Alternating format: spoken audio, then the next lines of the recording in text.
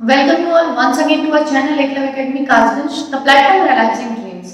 आज के इस वीडियो में हम यूपी टेट इंग्लिश क्लासेस के सेकंड जो टॉपिक है उसको कवर करेंगे। टॉपिक है क्लॉज। फर्स्ट टॉपिक हमने जेंडर ऑलरेडी कंप्लीट कर चुका है, तो अभी तक अगर आपने वो पहला टॉपिक नहीं देखा तो आपको इस वीडियो के लिंक में उसका डिस्क्रिप्शन लिंक मिल जाएगा, वहां से जाके वीडियो को देख सकते हैं। और देखिए यूपी टेट में जितने भी क्वेश्चन जेंडर के आएंगे वो आपको उस वीडियो में पूरे कवर हो जाएंगे, यानी उस टॉपिक का कोई भी चीज ऐसी नहीं है जेंडर में जो बची हो, सारी चीजें हमने उसमें कवर कर चुके हैं। तो नेक्स्ट टॉपिक हमारा है क्लॉज। क्या होते हैं, कितने टाइप्स के होते हैं, उनके सेंटेंसेस में क्या यूज है और किस तरह से क्वेश्चंस पूछे जाते हैं, this will be covered all over. ठीक है, इन दिस वीडियो हम इस वीडियो को स्टार्ट करते हैं और सबसे पहले स्टार्ट करेंगे कि क्लॉज होता क्या है। ठीक है, तो देखिए क्लॉज क्या है, पहले क्लॉज को समझिए। देखिए क्लॉज जो है वो अगर मैं बात करूं हिंदी में उपवाक्य होता है। ठीक है ना, हम इस तरीके से समझेंगे कि हिंदी मीडियम का स्टूडेंट हो, इंग्लिश मीडियम का हो, कोई भी स्टूडेंट हो, थोड़ा कमजोर हो, अच्छा हो इंग्लिश में, सभी स्टूडेंट्स इसमें कवर हो सकें। ठीक है, तो क्लॉज होता है उपवाक्य, और उप शब्द हम जानते हैं किसी को भी असिस्ट करना, और वाक्य का मतलब होता है सेंटेंस। ठीक है ना, तो जो सेंटेंस को असिस्ट करता है वो होता है क्लॉज। मैंने एक प्रैक्टिकल भाषा में आपको बताया है। ठीक है, अभी इसकी एक बार डेफिनेशन देख लेते हैं। देखिए clause is a part of a sentence, clause is made up of a subject and a predicate. ये हो गई इसकी थ्योरेटिकल लैंग्वेज। तो हमने देखा सेंटेंस का एक पार्ट होता है क्लॉज, और ये किससे बना होता है, इसमें एक सब्जेक्ट होता है और एक प्रेडिकेट होता है। अब ये प्रेडिकेट क्या होता है इसके बारे में जानते हैं। देखिए सब्जेक्ट हम सब जानते हैं, सब्जेक्ट का मतलब होता है कर्ता, जो किसी काम को करे। ठीक है, तो एक सेंटेंस में एक सब्जेक्ट कर्ता होता है और प्रेडिकेट होता है उसके बारे में जो आगे की बात कर्ता क्या कर रहा है, कैसे कर रहा है, उसके बारे में जो बताया वो होता है प्रेडिकेट। ठीक है, हिंदी में इसे आई थिंक मैं बहुत श्योर नहीं हूँ बट विधेय बोलते हैं। ठीक है, तो कुछ लोग अगर कनेक्ट कर पाएंगे हिंदी में, जिन लोगों को अच्छे समझ आता है तो वो कनेक्ट कर सकते हैं। तो प्रेडिकेट हो गया सब्जेक्ट के बारे में बताना, और प्रेडिकेट का मतलब होता है, देखिए प्रेडिकेट में एक वर्ब आती है जरूर। तो इसका मतलब हो गया, अगर मैं आपको बोलूं कि subject plus predicate is equal two clause, तो एक सब्जेक्ट और एक प्रेडिकेट को मिला के जो बनता है वो क्लॉज बन जाएगा। ठीक है ना, और एक प्रेडिकेट में एक वर्ब जरूर होगी, यानी कि अगर क्लॉज है तो क्लॉज में एक वर्ब जरूर होगी। ठीक है, और क्या होता है कि सेंटेंस का एक पार्ट होता है जिसमें एक वर्ब जरूर पाई जाती है, यानी सेंटेंस का वो पार्ट जिसमें वर्ब जरूर होगी, वो अगर एक सब्जेक्ट से बन रहा है और एक वर्ब से, प्रेडिकेट से, तो वो एक क्लॉज होगा। ठीक है, अब देखिए कितने टाइप के होते हैं। प्रिंसिपल क्लॉज, जिसे मेन क्लॉज भी कहा जाता है, कोऑर्डिनेट क्लॉज और सबऑर्डिनेट क्लॉज। ठीक है, प्रिंसिपल क्लॉज, कोऑर्डिनेट और सबऑर्डिनेट तीन टाइप होगा इसके। प्रिंसिपल का मतलब होता है मुख्य, ठीक है ना, मेन क्लॉज। अब ये क्या होता है, कैसे होता है समझते हैं। देखिए अगर एक सेंटेंस का पार्ट है ये, तो पूरा एक सेंटेंस तो नहीं होगा, लेकिन प्रिंसिपल क्लॉज वो क्लॉज होता है जिसमें केवल एक वर्ब होती है। देखिए सेंटेंस का अगर पार्ट है और उसमें केवल एक ही वर्ब है, एक सब्जेक्ट एक प्रेडिकेट, तो वो प्रिंसिपल क्लॉज होगा।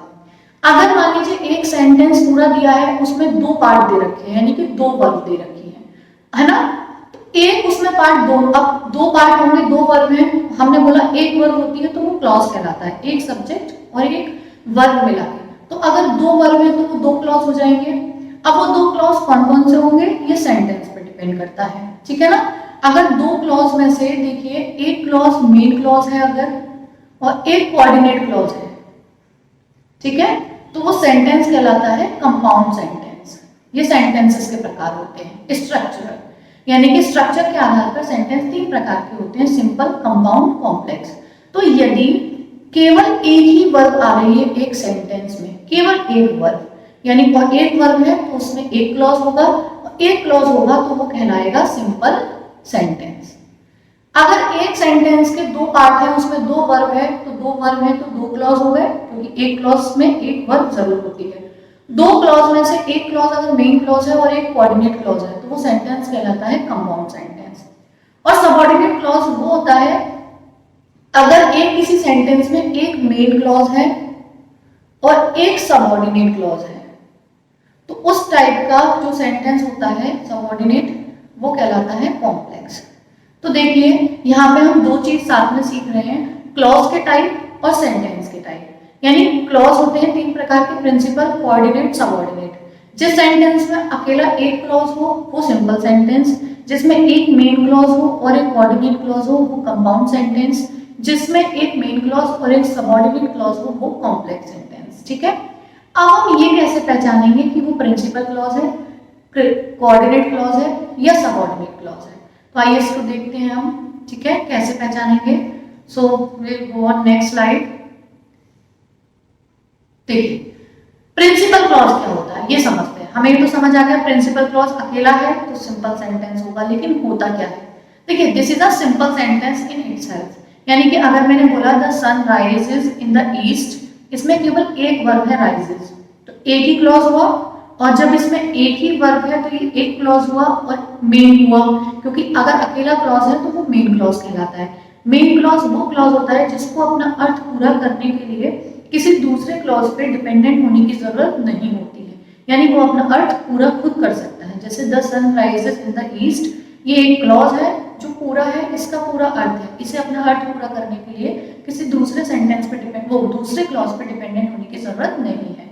और एक ही वर्ब है तो एक ही क्लॉज है और पूरा सेंटेंस भी बन गया इससे। तो इसके साथ वाला जो सेंटेंस होगा क्या कहलाएगा? Simple sentence. तो अगर मैंने बोला sun rises in the east, ठीक है, the sun rises in the east, तो एक ही वर्ब है, एक सब्जेक्ट हो गया सन और ये हो गया प्रेडिकेट, और एक सब्जेक्ट एक प्रेडिकेट मिला के क्या बनता है? क्लॉज। और क्योंकि एक ही वर्ब है, ये क्लॉज अपना अर्थ पूरा कर रहा है, इसे अपना मीनिंग पूरा करने के लिए दूसरे क्लॉज पर डिपेंडेंट होने की जरूरत नहीं है, तो ये ऐसे क्लॉज मेन क्लॉज कहलाते हैं। और मेन क्लॉज से बना हुआ सेंटेंस सिंपल सेंटेंस कहलाता है। तो इस सेंटेंस का जो प्रकार हो गया वो सिंपल हो गया। आई होप कि आपको सिंपल सेंटेंस और मेन क्लॉज दोनों ही क्लियर हो गए होंगे। नेक्स्ट पे आते हैं कोऑर्डिनेट क्लॉज। ठीक है, कोऑर्डिनेट क्लॉज क्या होते हैं? देखिए this is an independent clause. अब यहाँ पे एक वर्ड आया इंडिपेंडेंट, ये क्या होता है? देखिए सेंटेंस जो क्लॉज होते हैं उनके डिपेंडेंट और इंडिपेंडेंट उन्हें दो प्रकार से डिफाइन करते हैं, डिपेंडेंट और इंडिपेंडेंट। ठीक है, डिपेंडेंट वो होते हैं जो अपना अर्थ पूरा करने के लिए दूसरे क्लॉज पर निर्भर होते हैं। इंडिपेंडेंट वो होते हैं जो अपना अर्थ पूरा करने के लिए किसी दूसरे क्लॉज पर डिपेंडेंट नहीं होते हैं। जैसे अगर मैं आपसे पूछूं कि प्रिंसिपल जो क्लॉज है वो किस प्रकार का होगा, डिपेंडेंट कि इंडिपेंडेंट, तो बहुत सिंपल आंसर है, ये अपना अर्थ पूरा करता है, इसे किसी क्लॉज पर डिपेंडेंट होने की जरूरत नहीं है। तो this is called the independent clause. ठीक है, तो प्रिंसिपल जो क्लॉज होता है वो इंडिपेंडेंट होता है। कोऑर्डिनेट क्लॉज को भी इंडिपेंडेंट क्लॉज कहा गया है। इसका मतलब हो गया कि कोऑर्डिनेट क्लॉज भी वो क्लॉज होगा जिसे अपना अर्थ पूरा करने के लिए किसी दूसरे क्लॉज पर डिपेंडेंट होने की जरूरत नहीं होगी। तो this is an independent clause and forms a compound sentence. और मैंने आपको बताया कि जो इंडिपेंडेंट क्लॉज और कौन सा कोऑर्डिनेट आ जाता है उसमें, एक क्लॉज मेन हो एक क्लॉज कोऑर्डिनेट हो, तो वो सेंटेंस कौन सा कहलाता है? कंपाउंड। लेकिन ये कोऑर्डिनेट पहचानोगे कैसे? एक बात बताइए, इंडिपेंडेंट तो प्रिंसिपल भी है और इंडिपेंडेंट तो कोऑर्डिनेट क्लॉज भी है। तो देखिए दो प्रकार की कंजंक्शंस होती हैं, कोऑर्डिनेट और सबऑर्डिनेट्स। ये हम जब कंजंक्शन का चैप्टर पढ़ेंगे तो डिटेल में वहां पढ़ेंगे। तो कुछ ऐसी कंजंक्शंस होती हैं कि जब वो किसी सेंटेंस के पार्ट में जुड़ जाती हैं तो वो किसी पार्ट को डिपेंडेंट बना देती हैं दूसरे पार्ट पे कंप्लीट होने के लिए। और कुछ ऐसी होती हैं जो केवल कनेक्टर का काम करती हैं, यानी कि एक हिस्सा इंडिपेंडेंट है दूसरा भी इंडिपेंडेंट है, केवल उसको जोड़ने का काम करती हैं। तो ऐसे कंजंक्शंस जो किसी क्लॉज को केवल जोड़ने का काम करती हैं, उसे डिपेंडेंट नहीं बनाती, वो कोऑर्डिनेट क्लॉज कहलाते हैं।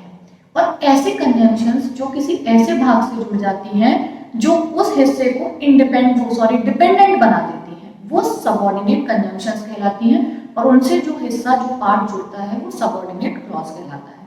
जैसे मैं आपको अगर एग्जांपल दूं, देखिए मैंने दो सिंपल सेंटेंस लिखे, ही इज पुअर, ठीक है, और ही इज ऑनेस्ट। तो हमें पता है भाई इसमें एक सेंटेंस है पूरा, ये इसमें एक वर्ब है तो ये मेन क्लॉज कहलाएगा, प्रिंसिपल क्लॉज। इसमें भी एक ही वर्ब है तो ये भी मेन क्लॉज, और मेन क्लॉज से बनने वाले सेंटेंस सिंपल कहलाते हैं। अब मैं बोलूं इसको आपको एक कंपाउंड सेंटेंस बनाना है पूरा, भाई दो अलग अलग सेंटेंस है, इसको कंपाउंड सेंटेंस बनाना है। और एक ही सेंटेंस बनाने के लिए दो अलग अलग सेंटेंसेस को जोड़ जोड़ने के लिए हम कंजंक्शन का यूज करते हैं, ठीक है। अब कंजंक्शन कौन सी लगेगी, तो मैंने अगर बोला भाई he is poor but he is honest, अगर मैंने ये बना दिया तो आप समझिएगा, ठीक है ना, he is poor but he is honest. अगर मैंने ये बनाया है, जस्ट इसको हम, ठीक है,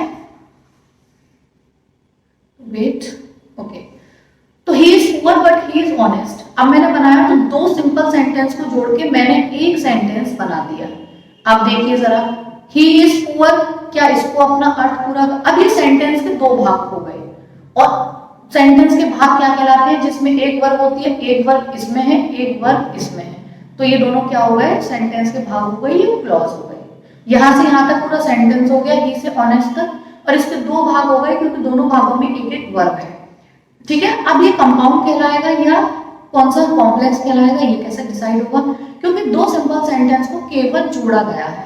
देखो, ही इज पुअर, ये अभी भी अपना अर्थ पूरा कर रहा है, ही इज ऑनेस्ट, वो पुअर है लेकिन ऑनेस्ट है, तो वो ऑनेस्ट है, ये भी अपने आप में अर्थ पूरा कर रहा है, ये भी।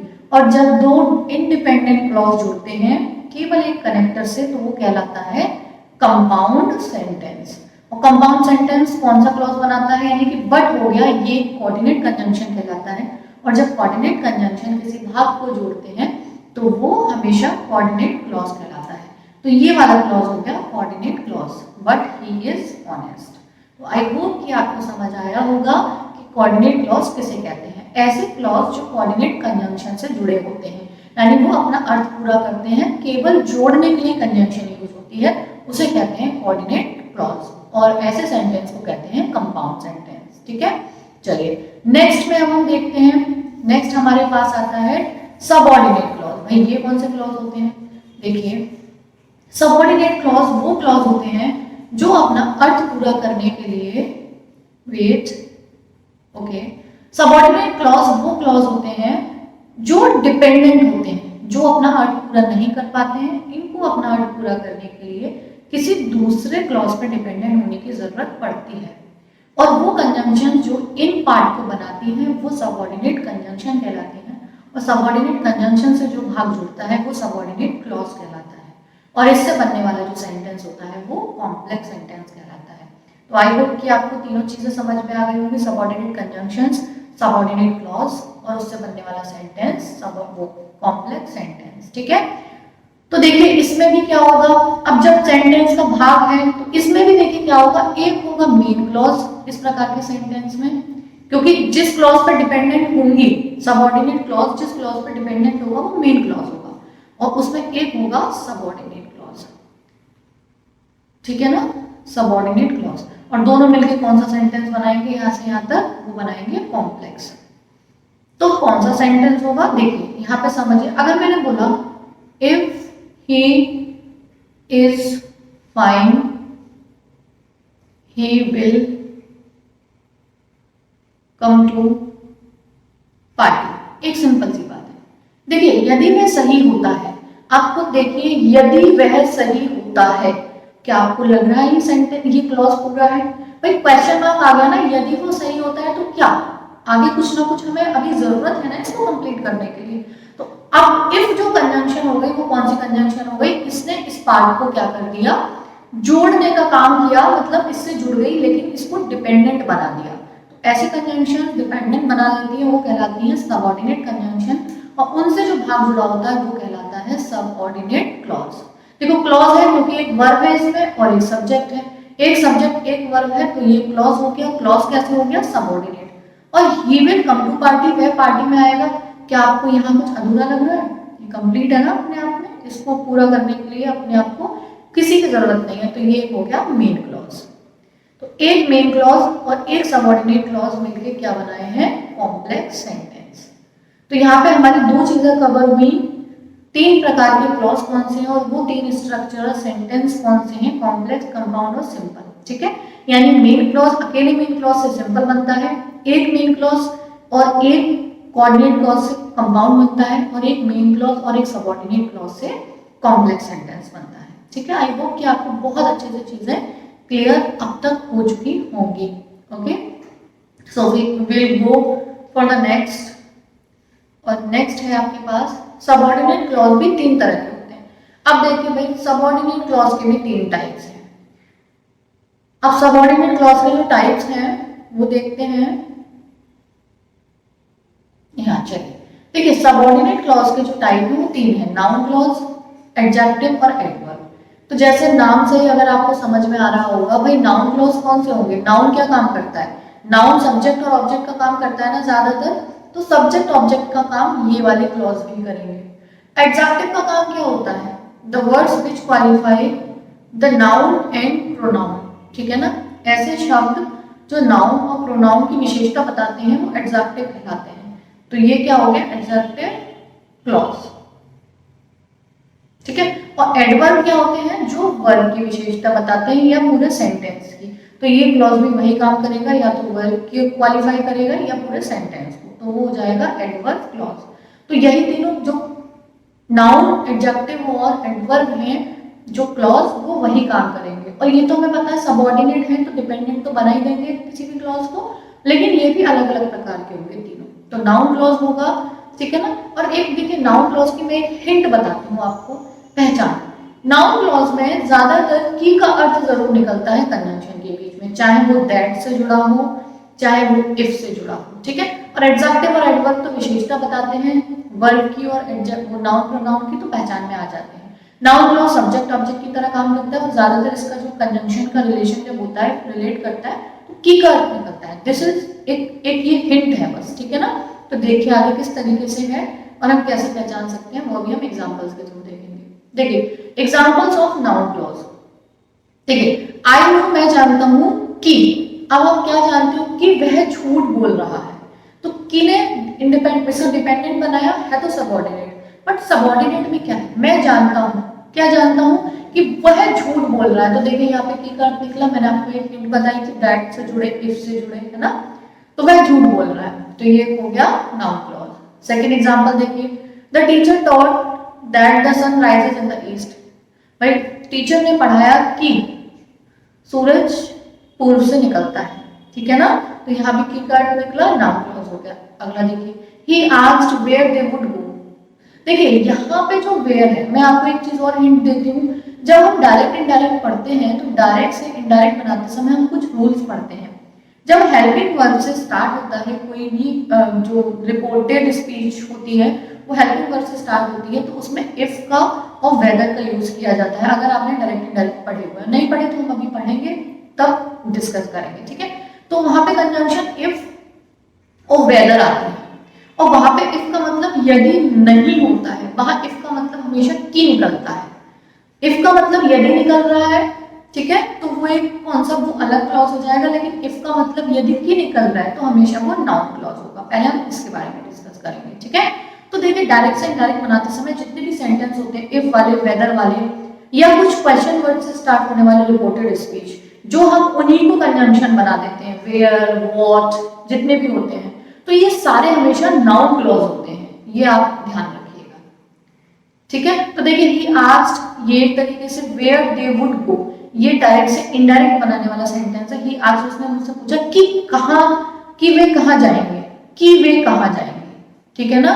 तो की आया इसमें भी, आंसर हो गया नाउन क्लॉज। ये मैं आपको बहुत सिंपल इजी वे बता रही हूँ नाउन क्लॉज को पहचानने का। अगला, आई आस्क्ड हिम, मैंने उससे पूछा कि he had finished the work, की क्या उसने काम समाप्त कर दिया है, यहाँ भी की का अर्थ निकला।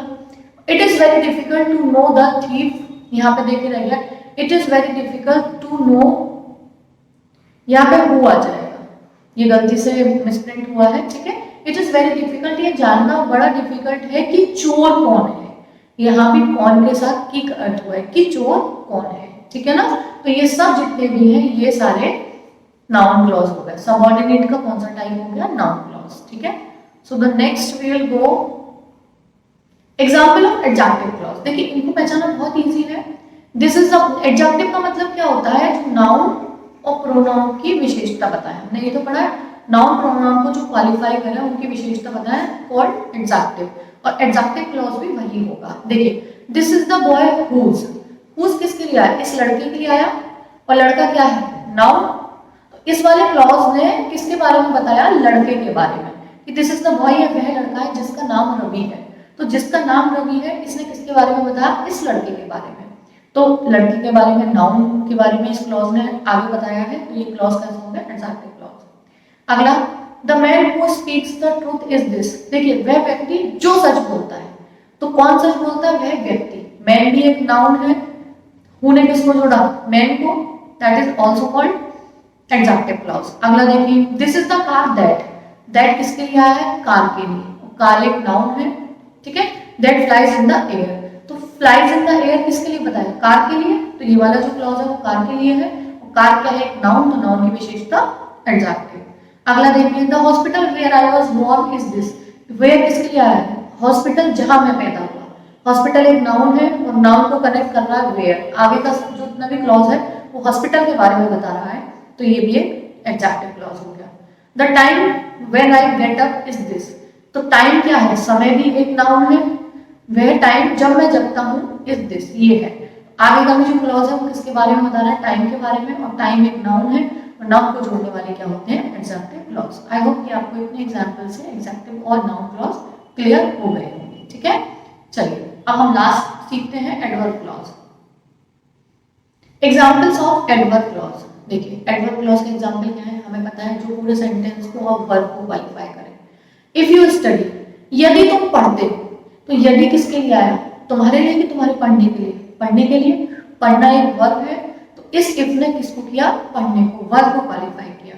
तो ये एक कौन सा क्लॉज हो गया? एडवर्ब क्लॉज, ठीक है ना। तो ये एडवर्ब क्लॉज।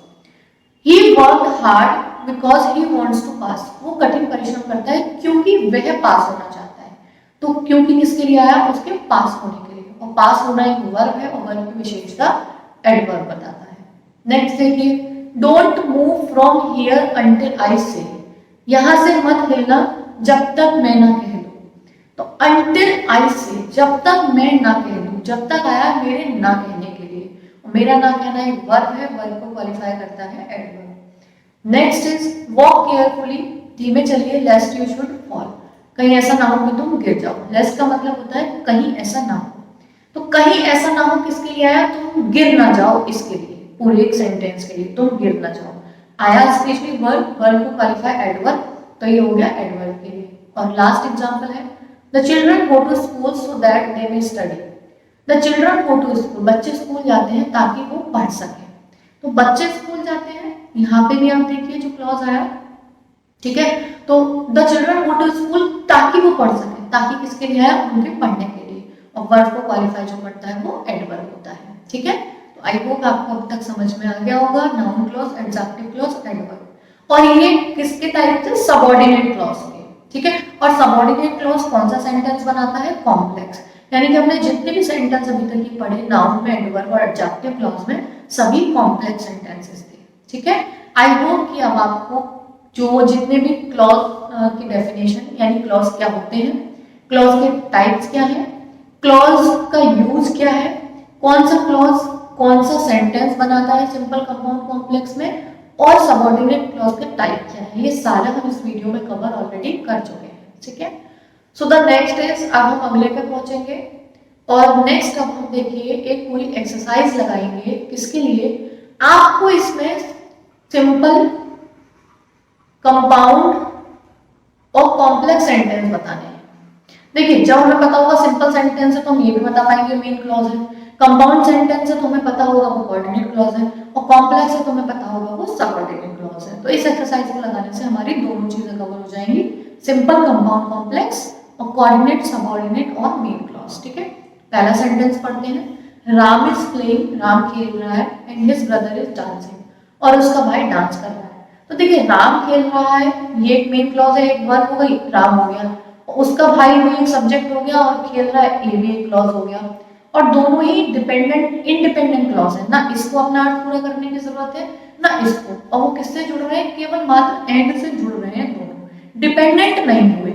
और जब दो ऐसे इंडिपेंडेंट क्लॉज जुड़ रहे होते हैं, ठीक है ना, जब दो इंडिपेंडेंट क्लॉज जुड़ रहे होते हैं केवल, जो डिपेंडेंट नहीं होते हैं, तो वो कौन सा सेंटेंस बनाते हैं? कंपाउंड। तो ये कैसा सेंटेंस है? कंपाउंड, ठीक है।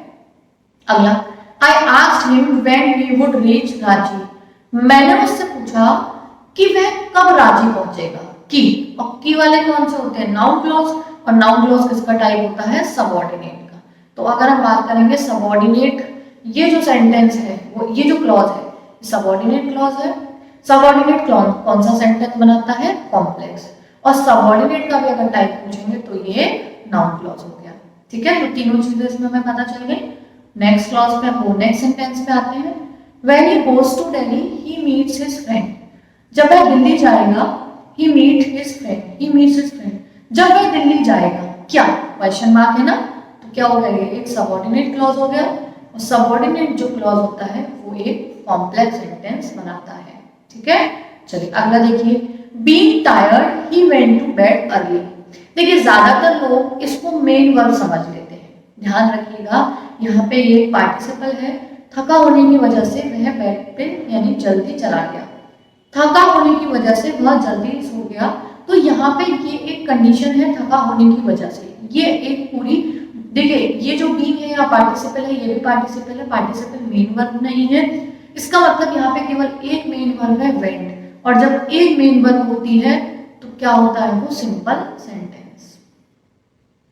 ठीक है, यहाँ पे बहुत ज्यादा कंफ्यूजन होता है, ध्यान रखिएगा।